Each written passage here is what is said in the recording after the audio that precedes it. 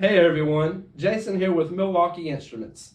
If you're new to the channel, please be sure to hit the like and the subscribe button, and also hit the notification button to receive notifications of newly updated videos.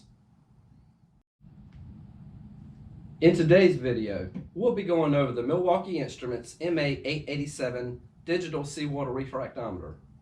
I'm going to show you the calibration procedure, and we're also going to compare it with other units in measuring salinity. The Milwaukee Instruments MA887 Digital Seawater Refractometer features three forms of display: practical salinity unit, parts per thousand, and specific gravity.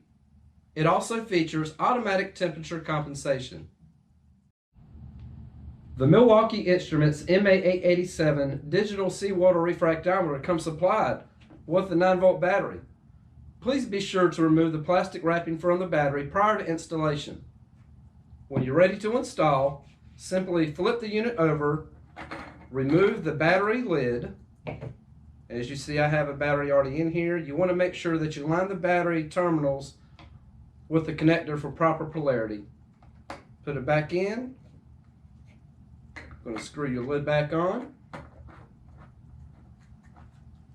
And your unit is now ready to be powered on. To power up the Milwaukee Instruments MA887 Digital Seawater Refractometer, simply hit the on-off button.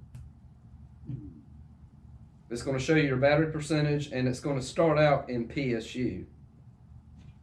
To select through the various ranges, you're going to hit the range button. So you can go from PSU to PPT to specific gravity. In today's video, we'll be measuring in specific gravity. You can change the temperature from Celsius to Fahrenheit. To do that, you must hold the on-off button when the unit is off.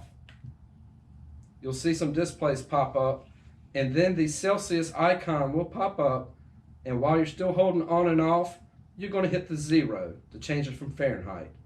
Hit it again to change it to Celsius, and I'm going to go back to Fahrenheit. When it sets your desired selection, simply remove your finger from the on-off button.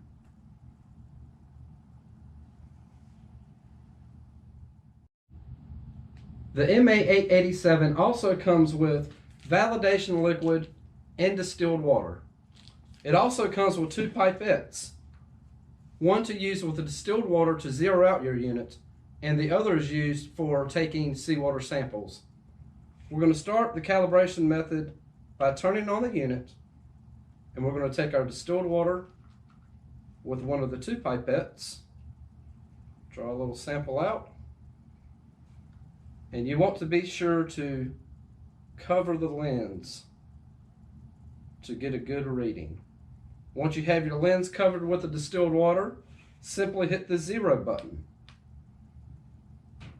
It registers 1.000. Your unit is now calibrated and ready to use. After you zero out the unit, you want to take a soft cloth to completely dry out the sample well where the distilled water was. We are now going to validate the accuracy of the unit using the validation liquid included with your unit. This reads 1.025 in specific gravity. Earlier I mentioned the unit came with two pipettes, one for distilled water, one for the validation liquid.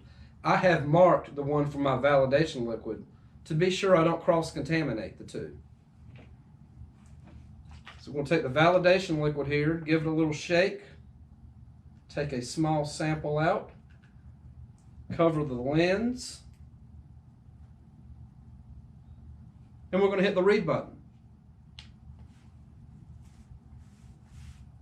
And indeed it does read in at 1.025, validating the accuracy of the unit. After testing your sample with the MA887, always be sure to completely dry the sample well. There may be a chance that salt residue is left on the sample well. A good way to test this is to place distilled water in the sample well and hit the read button.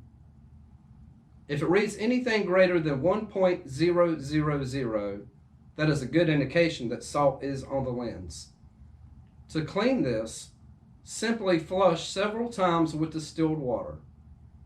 If you're still finding that it reads greater than 1.000, take Windex, place it in the sample well, let it sit there for a few minutes, go over it thoroughly with a Q-tip, then flush several times again with distilled water before placing fresh distilled water into the unit to re-zero the unit.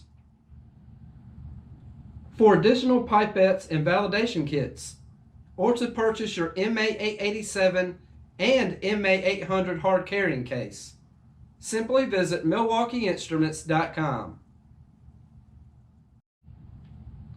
When using a hydrometer, you must completely fill the hydrometer in order to read samples.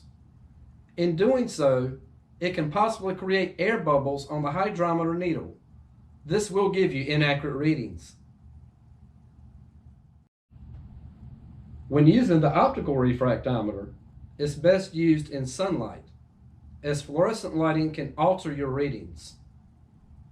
Also, it's difficult to separate the lines when looking inside the optical refractometer. With the Milwaukee Instruments MA887 digital seawater refractometer, it's as simple as turning the unit on, applying your sample to the sample well, hitting the read button, which will then display on the LCD screen, and also have automatic temperature compensation. Thank you everyone for watching today's video. Please stay tuned for upcoming videos. And thank you again for choosing Milwaukee Instruments for all your testing needs.